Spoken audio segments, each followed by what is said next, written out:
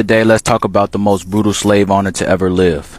This story gets very gruesome what I'm about to tell you. Be aware, but let's get into it. The story of Madame 𝗲𝗂𝗂𝗂𝗃𝗏.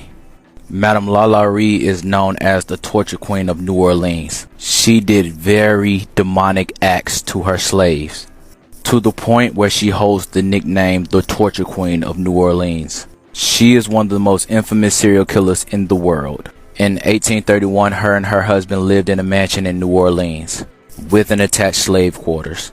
Her public treatment of her slaves were decent, but behind closed doors, they were truly demonic. There's one gruesome story where a 12-year-old girl was combing her hair. While combing, she accidentally pulled one of her hairs. So 𝗲𝗂𝗂𝗂𝗃𝗏 chased her around with the whip. The young lady jumped off the rooftop mansion rather than await the torturing that was waiting for her. That's how afraid she was of 𝗲𝗂𝗂𝗂𝗃𝗏. She was also famous for collecting horrendous torture devices. She even beat her daughters for trying to feed starving slaves. Now let's get into horrendous crimes.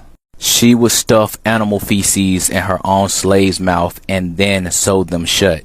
She would also wrap her slaves' intestines around their own body. She once had the arms of a woman amputated and her skin peeled off in a circular fashion to resemble